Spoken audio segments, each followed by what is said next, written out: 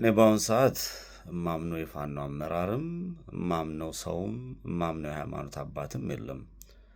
እግዚአብሔርን አምናለሁ። ከዛ ዝቅ ባለ ደግሞ የያዝኩት ዓላማ ትክክል ነው አይደለም የሚለውን ነገር እመለከታለሁ።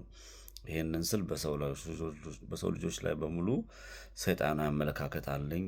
ሰዎች በሙሉ ጥሩ ናቸው መጥፎ ናቸው እያልኩ አይደለም። የሰው አምልኮት ግን የለብኝም። በጣም ማጭበርበር በዝቷል። በሃይማኖት ተቋም ውስጥ ያለውን ነገር ተመልክተናል። አርቲስቶች ናቸው፣ ታዋቂ ሰዎች ናቸው፣ ምንድናቸው የሚባለውን ነገር በጣም ልብ የሚሰብር ደረጃ ላይ ደርሰናል። እውነት ለመናገር አፋብኃና አፋሕድ የሚባሉ ድርጅቶች ተሰብስበው መጥተዋል።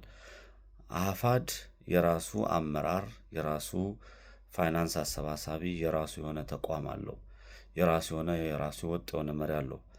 አፋብኃ የሚባለው ደግሞ የራሱ የሆነ መሪ የለውም። 13 አባወራዎች አሉት። ተሰብስቦ ድጋሚ ወደ ጎጥ የተሸጎጠ ጎጃምና ጎንደርን የሚያዋጋ በፋኖች አንድነት እንዳይመጣ የሚሰራ የተወናበደ ቡድን ነው። ትላንትና ሮያል ፋሚሊ በለው ገንዘብ ሲሰበስቡ የነበሩ ጥቂት ጎረምሶች አሁን ደግሞ ድጋሚ ዛሬ መጥተው ገንዘብ እንሰበስባለን የሚል የሰገጤ ጨዋታ እየተጫወቱ ነው ያሉት። መጀመሪያ እኔ ማንኛውም በዓለም ላይ ያለ ዲያስፖራ ለማንም ገንዘብ ባይሰጥ እመክራለሁ። በመጀመሪያ ደረጃ ለወጡለት ዓላማ ምን ያህል ታማኝ ናቸው የሚለውን ነገር ማየት ተገቢ ነው ብዬ አስባለሁ።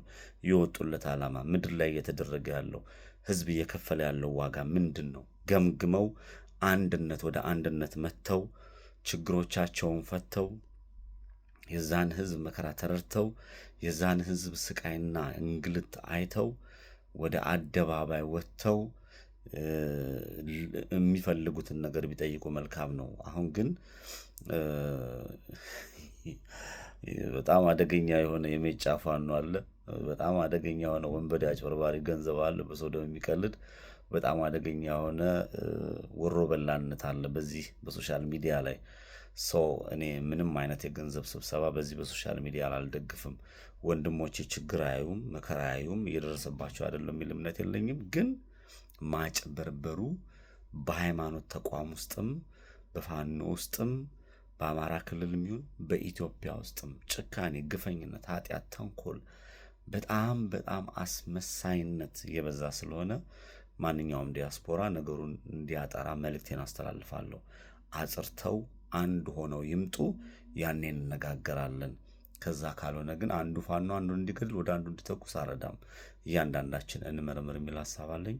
አመሰግናለሁ። ኖ መኒ